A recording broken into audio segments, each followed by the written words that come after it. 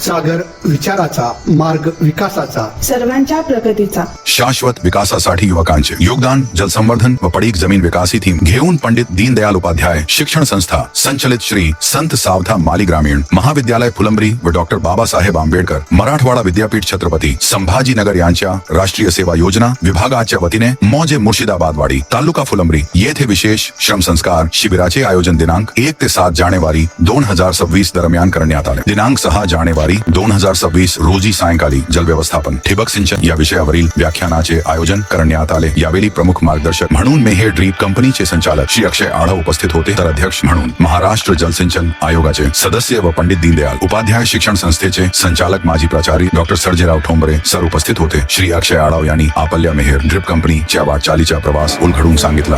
मी 4 वर्षापूर्वी ड्रीपची कंपनी काढली होती मुंबईला. तर ड्रीपची कंपनी टाकत असताना फार संकट आले, पण मी ड्रीपची कंपनी टाकली ना नाही का 4 वर्ष झालं.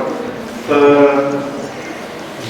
आज रोजी माझं नाही का 2 मशीन आहेत माझ्याकडं आणि व्यवसाय हा चांगला चालू आहे. माझी दुकान होती ड्रीप सिंचनचे. तर तेव्हा मला नाही का हे जे माल आहे का माल लवकर मला भेटत नव्हता. मी 10 दिवस पैसे टाकून पण मला नाही का समजा वेळेवर माल भेटत नव्हता. मग आम्ही असं ठरवलं का बा आपल्याला जर 10-12 दिवस जर माल भेटून लागला तर मग आपण त्याच्या एक स्वतःचं काही टाकायला पाहिजे. तर त्या अनुषंगाने आम्ही नाही का जळगाव, नाशिक, मुंबई तिकडे गेलो आणि आज कंपनी विक्रीची व्यवस्था आपण नाही का गाव खेड्यात म्हणजे प्रत्येकची गावात तालुक्यात जे दुकानदार असतात का त्या दुकानदाराला आपण माल नाही का पोहोचवण्याचा कार्यक्रम केला आपण त्यांना. आणि याच्यात काय आलं शेतकऱ्याला खूप मागणी आहे आणि शासनाच्या 80% सबसिडी असल्यामुळे ना तर सेलला जास्त काही अडचण नाही आली. तुम्ही शेतकरीने या सगळ्या उत्पादनाचा लाभ घेतला आहे, त्याने शेतावर ते बसवलं, तर त्याला लागणारी इतर नंतरची जी सेवा आहे त्याची काही तुम्ही व्यवस्था केलेली आहे? हो, आता त्याची पोस्ट मार्केटिंग सर्व्हिसेस असं त्याला म्हटलं जातं.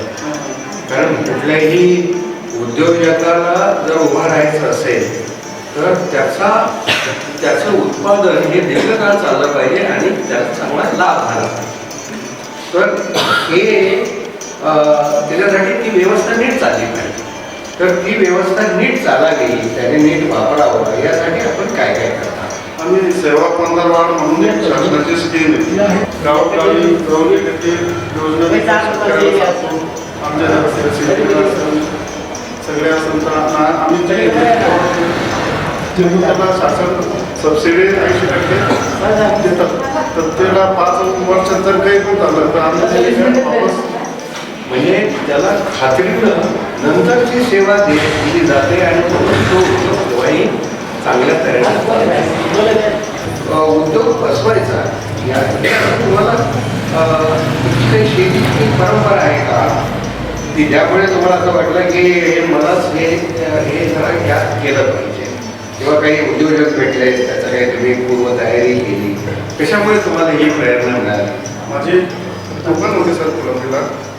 तर कोपरा नावाची स्कीम आली होती. त्या स्कीममध्ये शेतकऱ्याला 80% सबसिडी होती. तर शेतकऱ्याचं या ड्रीपसाठी खूप मागणी होती. आम्ही कंपनीला पैसे टाकून पण आम्हाला वेळेवर माल भेटत नव्हता.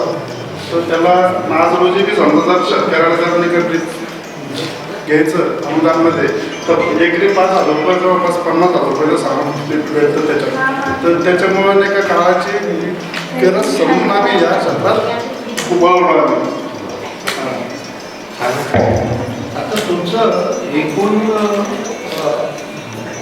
ग्राहकाचं जे वलय आहे ते किती क्षेत्रात तुम्ही खुरलेलं आहे, किती विस्तार तुमचा झाला आहे? ते जालना, परभणी, बीड, सातारा, पुणे या क्षेत्रात आमचं काम चालतं.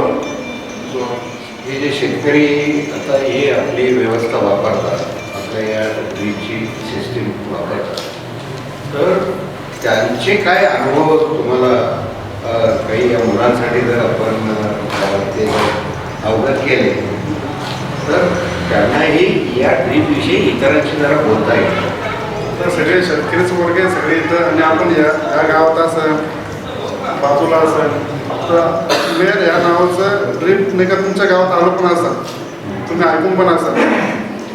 तर आम्ही समजा त्याच्यात नाही का जी क्वालिटी आहे का सर क्वालिटी एकदम छान ठेवली आहे आणि 5-6 वर्ष त्या चेन आणि मेयर जे कच आहे त्या हिशोबानं ते अवगत येतं आणि शेतकऱ्याला फायदा होतो. तर त्याच्यामुळं शेतकरी आमच्याकडे फारसे वळवले. तर टाळ्या वाजवून अभिनंदन केलं पाहिजे. Drip system stands for quality आणि ते आपल्या या फुलंब्री तालुक्यामध्ये आपल्या जवळ आहे. वारे किनगावला आहे. वारे किनगावचे अनेक विद्यार्थी आपले आहेत. अनेक जण तिथले आपल्या इथे आपल्या सेवेमध्ये पण आहे. असे इतके आपल्या जवळ आणि हे आपले विद्यार्थी आहेत आणि या विद्यार्थ्यांनी ज्याला बाजारामध्ये आत्ता अत्यंत महत्त्वाची सेवा शेतकऱ्यांसाठी देणारे हे आपले युवक आहेत. आणि इथे पालक आहेत आपल्याबरोबर आता गणोरेचे. त्यांचं जरा मेयरला मी त्यांच्याशी आता बोललो थोड्या वेळापूर्वी. काका जरा आपण मेयरच्या या परिसरातला जो काही तुम्हाला माहिती आहे त्याचा जो अनुभव आहे तर तो जरा तुम्ही सगळ्यांना सांगा. मी रोज जातो प्रमाणाने त्यांचं चांगला व्यवसाय करतो आणि आम्ही सुद्धा निर्णय घेऊन वा जरा टाळ्या वाजवून मी आपल्या सर्वांना विनंती करणार की आपण त्या सगळ्यांनी एक दिवस काढून तुम्ही तिथे जा. तो उद्योग कसा चालतो ते नीट समजून घ्या आणि काही प्रश्न घेऊन जा. जोपर्यंत तुम्हाला प्रश्न पडणार नाही आहे तोपर्यंत तुम्हाला ज्ञानाचा शोध नाही घेता येत काही की नाही. आणि म्हणून ते तुम्ही तिथे जरा भेट दिली पाहिजे. आणखीन पुष्कळ त्यांच्या एकूण उद्योगासंबंधीची पुष्कळ माहिती घेण्यासारखी आहे. त्यांचं स्वतःचं जीवनमान त्यांनी उभा केला. त्याच्याबरोबर अनेक युवक कोणी विक्रीचा व्यवसाय करतं, कोणी त्याच्या व्यवस्थापनाचा व्यवसाय करतं, नोकरी त्याच्याकडे करतात. ज्याला मेंटेनन्स आपण म्हणतो ते त्याच्यामध्ये फिटिंग असतं, ते लावणं असतं, त्याच्यातलं तंत्र समजून सांगणं असतं. अशा अनेक गोष्टींची वेगवेगळ्या जबाबदाऱ्या असतात. म्हणजे असा अनेकांना त्यांनी रोजगार दिला आहे. म्हणजे स्वतःचा चरित्रार्थ तर चालवलाच पण त्यांनी अनेकांना रोजगार पण दिला आहे. म्हणजे हा एक भाग. दुसरं अत्यंत अत्यावश्यक सेवा ही शेतकऱ्यांच्या दाराजवळ. आधी हे सगळं कुठून येत होतं तुम्हाला माहिती आहे. ड्रीप सिस्टीम आपल्याकडे जी येत होती ती कुठून येत होती कोणाला माहिती आहे. शेतकऱ्याला अत्यंत उपयुक्त व्यवस्था त्यांनी उभा केलेली आहे आणि आज जाणीवपूर्वक आज ते आपल्याबरोबर एका महत्त्वाच्या विषयावर आपण चर्चा करण्यासाठी आज आलेलो आहोत. तर तो विषय त्याच्या संबंधित आहे. म्हणजे जलव्यवस्थापन आणि जलसंवर्धन हा सगळा आपला आजच्या चर्चेचा विषय आहे आणि त्याचं काम आता हे करणार आहे.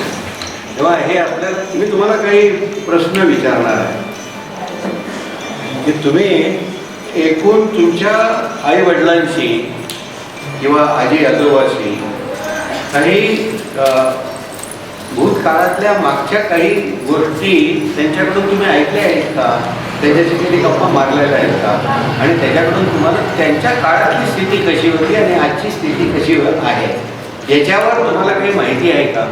सर म्हणजे आजी तर नाहीये मला आणि आजोबा पण नाहीये. पण मम्मी म्हणते की पहिली स्थिती खूप वेगळी होती ना आताची स्थिती खूप वेगळी आहे. कारण की पहिले असं होतं की म्हणजे जास्त हे नव्हते तर रासायनिक वगैरे काही निघालेले नव्हते. तणनाशक वगैरे सगळं घरीच करावं लागायचं म्हणे. आताची स्थिती खूप हे झालेली आहे की आता म्हणजे जास्त काम करण्याची गरज नाही आहे. म्हणजे आताच्या काळामध्ये भाज्या वगैरे पण हायब्रिड आहे. तेव्हा गावरान होत्या. ड्रीप सुद्धा नव्हती, पाईप सुद्धा नव्हते. पहिले ते असे ते दांड करून पाणी आणायचे. दांडातलं पाणी कुठे जायचं?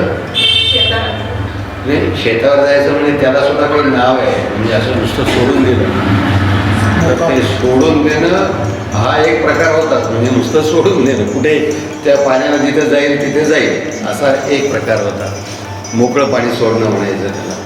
पण मग त्याच्यात थोडं सुधारणा होऊन त्याला काही व्यवस्था लावण्यात आली. सरी आली, वरंबा आला, काही ठिकाणी त्याला आरी म्हणायचं, काही ठिकाणी त्याला फडकी म्हणायचं. पण दांडातलं पाणी असं ते वाफ्यानं देणं, मग गादी बाफा आला, अशा ह्या पाण्याच्या व्यवस्था झाल्या. शेतावर प्रत्यक्ष पिकाला पाण्यात देण्याची पद्धतीसुद्धा फार आमूलाग्र बदलली. पण पाण्याची जसं जसं पाण्याचा वापर वाढला तशी पाण्याची उपलब्धता पण कमी झाली. आणि पाऊस आपल्याला जे पाणी मिळतं आहे ना, त्या पाण्याचा एकमेव स्रोत आहे, एकमेव आपल्याला पाणी मिळण्याचं साधन आहे. ते कोणतं आहे? पावसाशिवाय आपल्याला पाण्याचा स्रोत नाही. आणि मग आपल्याला प्रत्यक्ष वापरताना मग नदीतून घ्यायचं, विहिरीतून घ्यायचं, तलाव बांधलं असेल तर तलावातून पाणी घ्यायचं, पाटानं पाणी आपल्यापर्यंत येऊन पोचतं. हे त्याचे वितरण व्यवस्था झाली. पण पाऊस मिळणार तो फक्त पावसाचं पाणी पडणार, आणि तेही 4 महिने पावसाळ्यात अधिक पडणार, आणि तेही 100-120 दिवस, कधी 70-80 दिवस एवढाच पाऊस पडून जाणार. तोही एकूण आपल्याकडे जो साधारणतः 450-500 पासून तर ते 700 मिलीमीटरपर्यंत पाऊस पडतो. आणि तो हा 4-5 दिवसात बऱ्याच वेळेला अर्धा अधिक पाऊस पडून जातो, आणि बाकीच्या वेळेला मग थोडा थोडा पडतो. पाऊस हा कमी दिवसात थोडा काळ पडतो, पण तो आपल्याला 12 महिने वापरायचा असतो. पाण्याची काय काय वापर आहे? तर उद्योगाला पाणी लागतं, म्हणजे शेतीला जसं पाणी लागतं तसं उद्योगाला पाणी लागतं, पिण्याला पाणी लागतं, पशुधनाला पाणी लागतं. प्रत्येक गोष्ट पाण्यावर अवलंबून आहे. आणि हे जे आपलं निसर्गामध्ये एकूण निसर्गाची जी वाटणी आहे ती पंचमहाभूतात केलेली आहे. हे पंचमहाभूतं कोणकोणती आहेत माहिती आहे? जल, वायू, आकाश, गगन. हां, बरोबर. पृथ्वी आहे. आता ही जी पंचमहाभूतं आहे ना, या पंचमहाभूतामध्ये सगळी आपली जीवन जगण्याची सगळी साधन सामग्री आहे. आणि याला एकूण एक शब्द प्रयोग आहे, तो म्हणजे निसर्ग संपदा आहे की नाही? आणि निसर्ग संपदाचं व्यवस्थापन आपण जितकं चांगलं करू, जितकं उत्तम तऱ्हेनं करू, तितकं आपलं जीवनमान अधिक उन्नत होत जातं, अधिक आपण चांगलं जीवन जगू शकतो, सुख समृद्धीनं जगू शकतो. केव्हा की या पंचमहाभूताचं व्यवस्थापन करणं. आत्ता अक्षयजी, आणि मग हे त्याला आपल्याला अक्षय आनंद देत राहतात, आपल्याला अक्षय आनंद देत राहतात. केव्हा की जर त्या दिव्याला आपण निरंतर तेल घालत राहिलो तर तो निरंतर तेवत राहील. तर हे सगळा लाभ आपल्याला अक्षय आनंद मिळत राहावा यासाठी अक्षय, नुसते अक्षय नाही तर ते आढाव पण आहेत.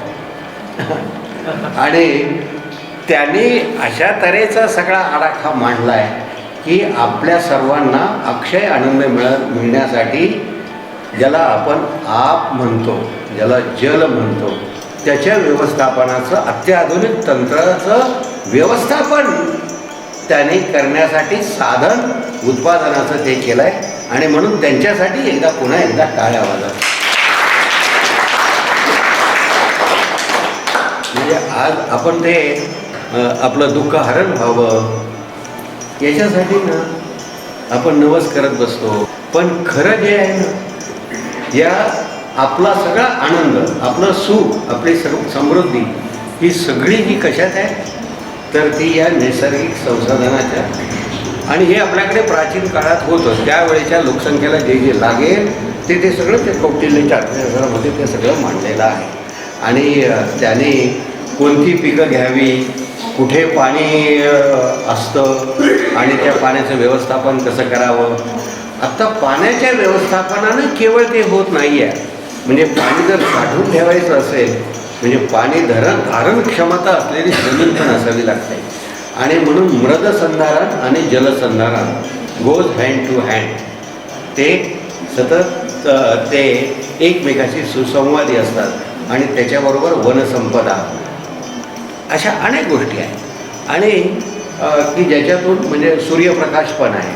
सूर्यापासून पाणी जपून ठेवावं लागतं, नाहीतर ते चुरून घेऊन जातं केव्हा नाही आपल्याला कळतही नाही आहे. त्याला काय म्हणतात? बाष्पीभवन म्हणतात. राईट. हिच्यासाठी जरा टाळ्या वाजल्या पाहिजे. पटकन उत्तर दिलं बाष्पीभवन. सूर्यसुद्धा आपली चोरी करतो पण त्याच्यापासून सुद्धा जपून राहावं. तो त्रास देतो. तो ऊर्जावान आहे. तो आपला परमेश्वर आहे. आणि म्हणून त्याला तुम्ही तेज म्हणता. त्या सर्वांमध्ये जे तेज आहे ना ते सूर्यामुळे आहे. पण हे सगळे जे पंचमहाभूत आहे ना, यांना जर नीट आपण समजून घेतलं नाही आहे, त्याच्यातलं विज्ञान समजून घेतलं नाही तर ते माणसाला त्राससुद्धा देतात. थंडीने जसा आपला दावाग्नी, आपला जठराग्नी हा अधिक तेजीत होतो आणि पचनशक्ती आपली वाढते. थंडीचा तो उपयोग पण आहे. पण थंडीशी आपण विनाकारण खेळायला लागलो ना तर थंडीमुळे आपली त्वचासुद्धा खराब होते. म्हणून प्रत्येक निसर्गाचे असं व्यवस्थापन करायला लागतं. त्याच्यातलं हे जलव्यवस्थापन आहे. आणि हे प्राचीन काळापासून आपल्याजवळ ही सगळी त्याचं व्यवस्थापन आणि पाणी आणि आपलं जीवन, जिथे जिथे पाणी आहे तिथे तिथे आपली संस्कृती विकसित झालेली. नद्याच्या काठाला, तळ्याच्या काठाला, जिथे जिथे पाण्याचे पाणी आणि संस्कृती. कारण निसर्गानं जमीन दिलेली आहे. निसर्गाच्या स्वाभाविकतः जंगल संपत्ती वाढलेली आहे. पशुधन त्या ठिकाणी निर्माण झालं आहे. पण माणसाला जे तो स्थिर झाला ना तो पाण्याच्या आश्रयाने स्थिर झाला. आणि जिथे जिथे सुपीक जमीन आहे ना ती सुपीक जमीन पाण्याच्या नद्याच्या काठालाच ती सुपीक जमीन असते. आता हे गडोरीकडून वरच्या बाजूने हे सगळं पाणी येतं ना, हे असा हा जो सगळा पट्टा आहे हा पट्टा खूप सुपीक आहे इथे. आणि हा सगळा सुपीक पट्टा आहे याचं कारण इथे या भागातून येणारं सगळं पाणी आणि नदी, इथल्या या स्थानिक नद्या असतात. असं तिथे सुपीक जमीन वर्षानुवर्षे या डोंगर दऱ्यातली माती इथे येते आणि ती माती जमते आणि ती माती पाणी धरून ठेवत असते. म्हणून जलसंधारण. आता आपण जेव्हा स्वातंत्र्य मिळालं तेव्हा आपण सगळे म्हणजे आम्ही त्यावेळेला 40 कोटी होतो. म्हणजे आता आम्ही आणि आता आपण 140-45 कोटी आहोत. म्हणजे आमचं कर्तृत्व पाहिलं का तुम्ही केवढं आहे ते. आम्ही फक्त त्यावेळेला 40 कोटीच होतो आणि आज किती आहे? 140 कोटी आहे. आणि त्यावेळेला खायला मिळत नव्हतं. 40 कोटी असूनसुद्धा एक वेळची चूल पेटत नव्हती. आणि त्यावेळेचे आकडे हे सगळे उपलब्ध आहेत. त्यावेळेला फक्त 50 दशलक्ष टन अन्नधान्य पिकत होतं. एवढंच पिकत होतं. आणि आज आता हिने जे माहिती सांगितली, हा जो विकास झाला आहे, तंत्रज्ञान आलं, तंत्रज्ञान म्हणजे निसर्गाचं व्यवस्थापन करण्याचं माध्यम आणि त्याच्यातलं विज्ञान शोधणं आणि विज्ञानाला तंत्रज्ञानाचं रूपांतर करणं. आणि हे सगळं आपल्या शास्त्रज्ञाने केलं. आणि म्हणून तुमच्यामध्ये प्रत्येकामध्ये शास्त्रज्ञ असला पाहिजे.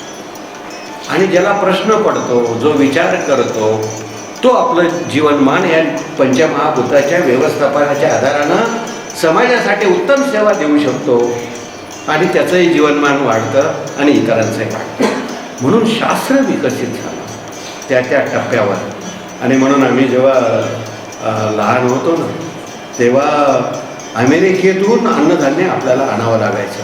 तिकडे जे डुकराला, जनावराला खाऊ घालतात ना ते अन्नधान्य, तो असा लाल गहू असायचा, पांढरा फटक असा आणि कडक पोळ्या तिथे असायच्या आणि लाल ज्वारी असायची, मिलो म्हणायचे त्याला. हे गाजरगाव त्याच्यातच आलेलं आहे अमेरिकेतून, आपल्याकडचं नाही आहे. आणि PL40 असा करार आपण अमेरिकेबरोबर केला होता आणि त्याच्या आधारानं ते आपल्याला असं धान्य द्यायचं. म्हणजे आज जी पाकिस्तानची स्थिती ती आपली त्यावेळेला जवळजवळ होती. 40 कोटीच लोक पण त्यांचंही पोट भरू शकत नव्हतं. हे दुष्काळ वगैरे पडतो हे त्यावेळेला पडत होता. त्यावेळेला दुष्काळ पडला की भूकबळी व्हायचे. आता भूकबळी होत नाही आहे. आता आपण अन्नधान्य जवळपास 300 मिलियन टन अन्नधान्य आपण करतो. कुठे 50 आणि कुठे 41. आणि आज आपण आपल्याला पुरेल एवढं अन्नधान्य पाठवतो. त्याचं कारण काय? तर जलव्यवस्थापन, भूमी व्यवस्थापन, पशु व्यवस्थापन आणि दूध गावागावात मिळत नव्हतं. म्हणजे दूध त्याचं कारण, आणि दूध किती असलं तर ते किती असायचं? तर सगळ्या घरादाराला चहा करायचा तर त्या लोटीमध्ये दूध असायचं आणि त्या लोटी म्हणजे छोटी छटाकाची लोटी असायची ती अशी, आणि त्या लोटीची धार खाली त्या चहाच्या पातेल्याला लागले की वरचं दूध संपून जायचं. इतकं मोठं दूध सगळ्या घरादाराला त्याच्या एवढं दूध नव्हतं. आत्ता दूध आपण किती पिकवतो, किती दुधाचं उत्पादन आपलं होतं, त्याची भुकटी करावी लागते.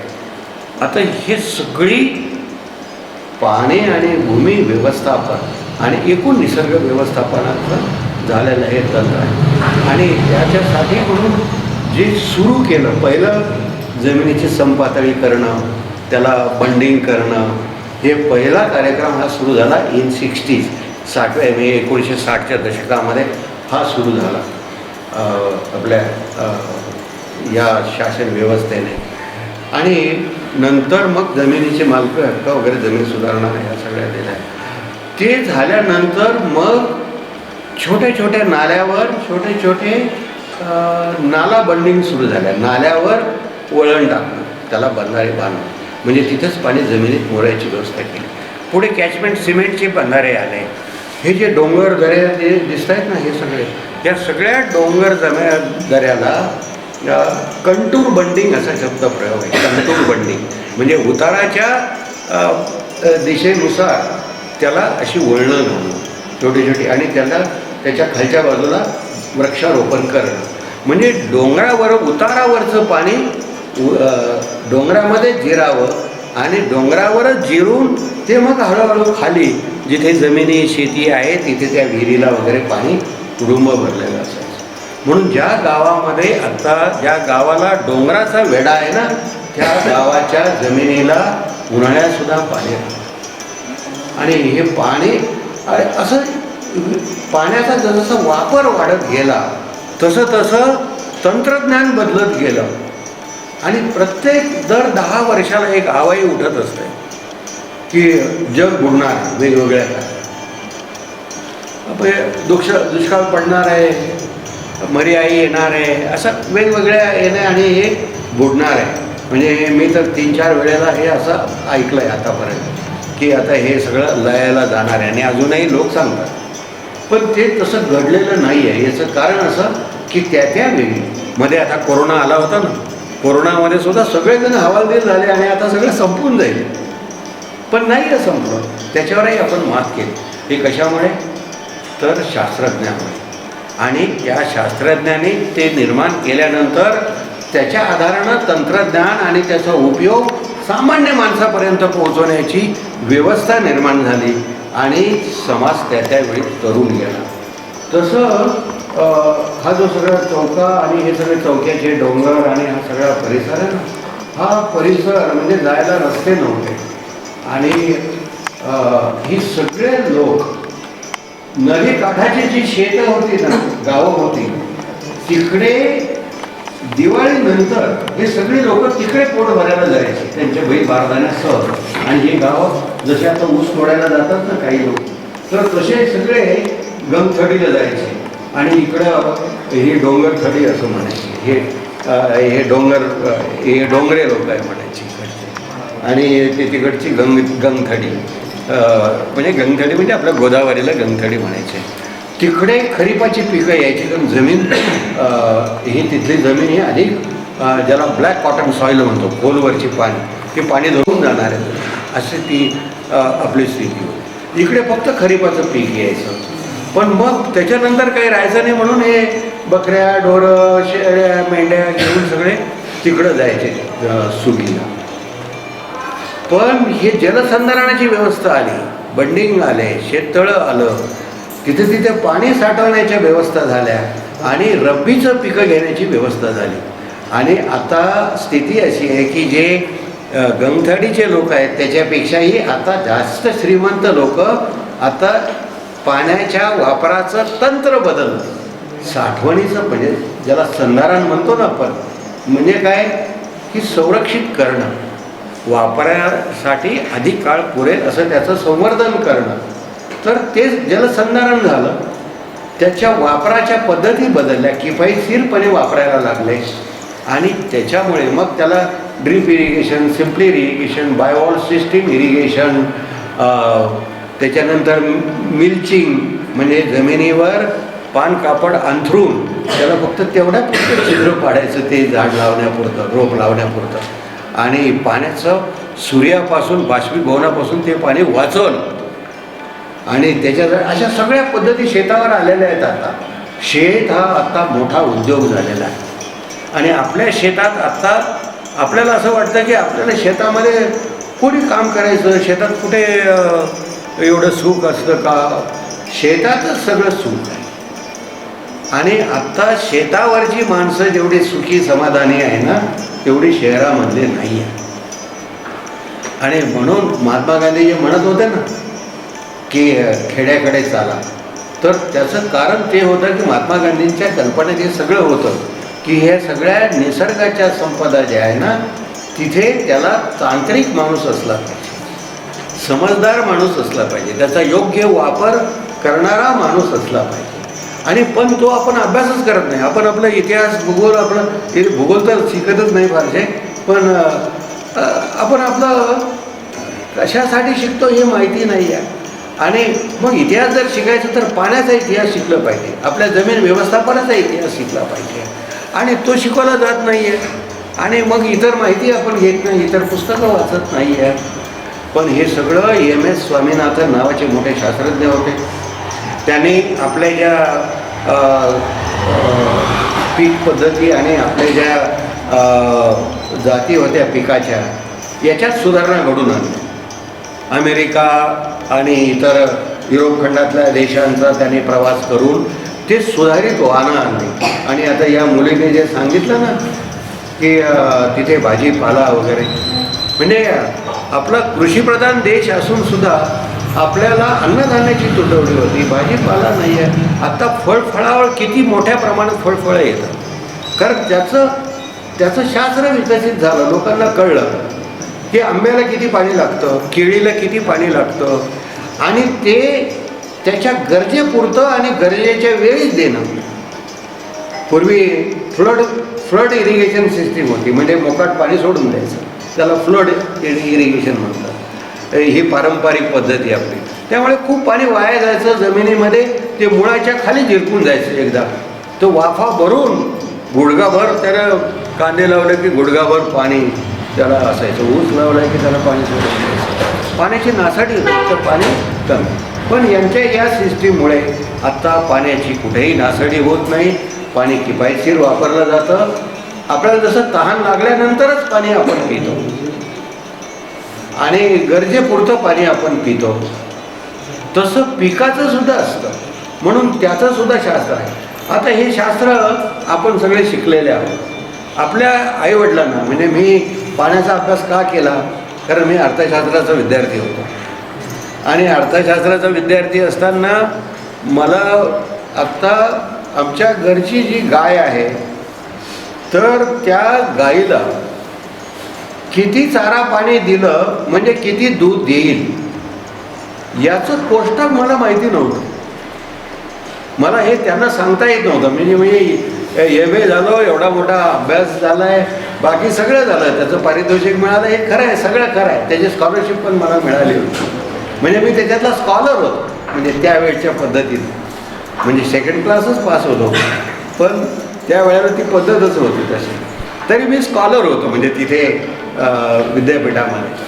आत्ता हे सगळं असून सुद्धा मला माझ्या भावाला त्याचं व्यवस्थापन कसं करायचं हे माहिती नव्हतं, एवढं मात्र मला प्रश्न पडला. आणि मग मी त्या गोधनाचा अभ्यास केला, त्याच्यातच PhD पहिल्यांदा करायला. पण पुढे दुष्काळ पडला, 86 झाली. दुष्काळ पडला तर मला आता पाणीच नाही तर दूध कसं येईल, गाईचं व्यवस्थापन कसं करणार. मग पाण्याचा अभ्यास सुरू केला. आणि पाण्याचा अभ्यास करताना मग आमच्या गाईडला मी म्हटलं की सर असं झालं आहे आणि मला असं वाटतं की आता मला टॉपिक बदलायचा. तेव्हा आमच्या तिथे विद्यापीठामध्ये विद्यापीठातले त्यावेळेचे प्राध्यापक म्हणे, पाणी कुठं काय अर्थशास्त्राचा विषय राहतो का म्हणे, त्याच्यामध्ये कुठे पैसा नाही काही नाही. म्हटलं सर पैसा त्याच्यातूनच येणार आहे. त्याच्यामुळे मी त्यांना त्या वेळेला त्यांच्या गळी उतरवलं, त्यांच्याकडून ते रजिस्ट्रेशन करून घेतलं, पुढे PhD वगैरे झाली, पाणी व्यवस्थापनाचा अभ्यास केला. त्याच्यातून ह्या सगळ्या गोष्टी जगभर. आता तुम्हाला हे ज्या व्यवसाय आहे ना त्याची ते कसं आपल्याकडे आणलं आणि कोणी आणलं याची मी तुम्हाला प्रत्यक्ष मी अनुभवलेली कथा त्याचं मी हे सांगणार. तर तुम्हाला आपल्या देशातले हे जे ड्रीप सिस्टीम आहे ना आज आपण सगळेजण वापरत आहेत, हे भंवरलाल जैन नावाचे एक अत्यंत सामान्य शेतकरी गुजरातमधून आलेले आणि इथे वाकोद म्हणून गाव आहे या फरदापूरच्या पलीकडे, तिथे गाव आहे. मी त्या गावाला जाऊन आलं त्यांच्याशी ते आणि आम्ही सिंचन आयोगामध्ये बरोबर काम करत होतो. तर तिथे त्याने एक किराणा दुकान टाकून, आणि मारवाडी लोक जे आहे ना हे जैन समाज हे व्यापारी प्रवृत्तीचे असतात, आणि त्यांनी ते दुकान टाकलं आणि दोघं नवरा बायको होते आणि त्याच्यातून काही ना काहीतरी व्यवसायातून शिल्लक ठेवायचे. बरं हे सगळे शेतकरी ते आजूबाजूचे सगळे लोक आहे ना त्यांच्याकडून उधारीने घेऊन जायचे आणि त्यांच्याकडे ते धान्य वगैरे आणून घालायचे त्यावेळी. असं त्याच्यातून जो पैसा शिल्लक राहायचा ते पैसा शिल्लक राहायचं करायचं काय. मग त्याने रॉकेलची एजन्सी घेतली. त्यावेळेला रॉकेल खूप महाग आणि मिळत नव्हतं म्हणून ती त्याच्यावर नियंत्रण होतं. मग रॉकेलची एजन्सी घेतली म्हणजे त्यांचा व्यवसाय वाढला. मग ती बायको त्यांची ती रॉकेलचं देणं घेणं करायला लागली. आता हे सगळं झाल्यावर पुढे मुलं पण झाली त्यांची आणि नंतर मग आता पैसा राहिला तर मग काय तर एक पेट्रोल पंप टाकलं आणि पुढे मग ट्रॅक्टर आले तर मग डिझेलही जरा वाढायला लागलं. ते त्यांचा व्यवसाय वाढत नाही. त्याने तिथे शेती पण घेतली होती दरम्यानच्या काळात आणि शेती परवडत नाही हे त्यांच्या लक्षात आलं. शेती का परवडत नाही हे लक्षात आलं आणि मग शेतीला ही पाणी देण्याची पद्धत आहे ना ही बरोबर नाही आहे हे त्यांच्या लक्षात आलं. मग त्याने PVC पाईप काढला. PVC पाईप म्हणजे प्लास्टिकचा पाईप आहे ना. आता पाईपने आता आपण खालच्या बाजूला पाण्याचा स्रोत असला तर कुठे आपण तो पाणी घेऊन जाऊ शकतो. म्हणजे आता जायकवाडीचं पाणी आपल्या शहरामध्ये येऊ शकतं. एवढं सगळं तंत्रज्ञान आता उपलब्ध झालं. हे या प्लॅस्टिक पाईपमुळे म्हणजे एका अर्थानं पहिली क्रांती झाली पाणी व्यवस्थापनामध्ये आणि पाणी कुठेही वाया न जाता सरळ झाडाच्या त्या वाफ्यापर्यंत जाता आलं. आता वाफ्यापर्यंत पाणी त्या भागात केळी जास्त पिकायच्या. तापीचं पाणी मुबलक पाणी होतं तोपर्यंत केळी चांगल्या येत होत्या. पण पुढे पाणी त्यालाही कमी पडायला लागलं. तापीचं पाणी आटायला लागलं कारण लोकांचा वापर वाढला, इंजिन आलं, मोटार उपसा वाढला, भूगर्भातलं पाणी खोल गेलं आणि मग त्याने तिथे त्या PVC पाईप पाणी देऊनही भागत नाही आहे. मग त्याने ह्या ड्रीपचा शोध. आता ड्रीपचा शोध त्याच्यासाठी ते इस्रायलला गेले. इस्रायलला ते झालं. इस्रायलला गेले, तिथला त्याचा अभ्यास केला, तिथून ते तंत्रज्ञान त्याने आपल्या इथं आणलं. आता तिथे इस्रायलमध्ये ड्रीपचा शोध कसा लागला तर ड्रीपचा शोध असा आहे की तिथे कुठेही पाणी जमिनीवर दिसत नाही आहे, कुठेच नाही आहे. ते सगळं भूमी अंतर्गत असतं किंवा बंद पाईपने असतं. आणि तिथे आपल्याकडे जसं नॅशनल हायवे आहे ना, नॅशनल हायवे कोणाला माहिती आहे? आपल्या इथे आहे का नॅशनल हायवे एखादा? हां, रस्त्याचे किती प्रकार आहेत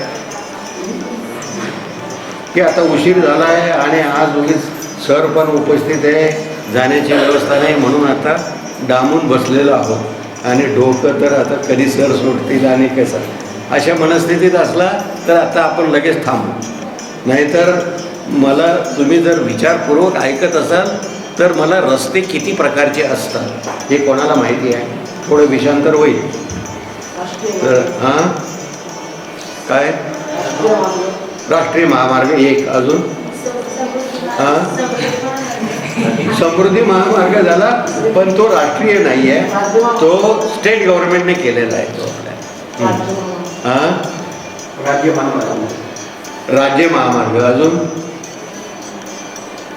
जिल्हा महामार्ग आहे, नंतर तालुक्याला जोडणारे मार्ग असतात आणि नंतर गाव रस्ते असतात आणि गाव रस्त्याला आता पंतप्रधान ग्राम सडक योजना असं नाव दिलेलं आहे गावोगावीला. ते हे जसं आहे ना तसं तिथे नॅशनल वॉटर ग्रीड आहे, म्हणजे राष्ट्रीय पाईपलाईन आहेत, राष्ट्रीय पाण्याच्या लाईन आहेत आणि त्याला त्याचं राज्य पातळ म्हणजे राज्य त्यांच्या देशाची अशा नॅशनल वॉटर पाईपलाईन असते. तर त्याचा देखभाल करणारा जो इंजिनियर आहे ना तो इंजिनियर त्या पाईपलाईनची पाहणी करत निघाला तर एका ठिकाणी त्या पाईपलाईनला लागून एक रोप उगवलेलं होतं, एक रोप उगवलेलं होतं. तो ते खाली उतरला आणि असे उगतच राहतात असे किती काही. तिथे रिकामा उगवत नाही आहे, पाणी मिळाल्याशिवाय कसं उगेल आणि तिथे फार सगळीकडे पाण्याचा नासाडा नसतो, त्यामुळे तेवढं एकच रोप चाललं. ते तिथे रोप का आलं म्हणून तो पाहायला गेला, खाली उतरला, पाहिलं तर तिथे पाणी थेंब थेंब पाणी गळत होतं, थेंब थेंब पाणी गळत होतं. आणि मग त्याने त्या रोपाला वाढू दिलं, ते जे थेंब आहे तोही बंद केला नाही. आणि इतर शेतामध्ये जे पिकं रोपं होती त्याच्याच प्रकारची त्याची आणि याची तुलना केली तर हे रोप अधिक जोमानं वाढत होतं. हे त्याने ऑब्झर्वेशन तुमच्या लक्षात आलं. Invention is nothing but it is a result of the observation, keen observation, and that is called as the research. आणि ते त्याने ऑब्झर्वेशन अवलोकनातून आपण आपले पूर्वज अवलोकन करत होते म्हणूनच त्यांना हे सगळं ब्रह्मांड काय आहे हे माहिती होतं. जगाला माहीत नव्हतं, ते आपल्याला माहिती होतं. कारण काय तर ते अवलोकन करत होते निसर्गाचं. तिथे इस्रायलमध्ये त्याने ते अवलोकन केलं आणि मग त्याने तो मोठ्या प्रमाणात प्रयोग केला की मग थेंबाथेंबानं पाणी देण्याची व्यवस्था केली, जे काही पद्धती असेल त्याप्रमाणे. आणि तिथं त्याने ते व्यवस्था मग त्याचं मटेरियल असं ते केलं. आणि छोटा देश आहे, आज जगाला तो फळं निर्यात करणारा देश आहे, त्यांच्या देशाला फळ आणि एक अत्यंत विकसित असा एक. तर ही संशोधन ते तिथून आणि हे नेमके गौरलाल जैन तिथे गेले, त्याने तिथे इथं आणलं आणि या PVC पाईपला जोड देऊन त्याने मग पहिली हे नळीचं उत्पादन सुरू केलं आणि त्याची जे ड्रीप आहे ना ते तिथूनच आयात करीत होते.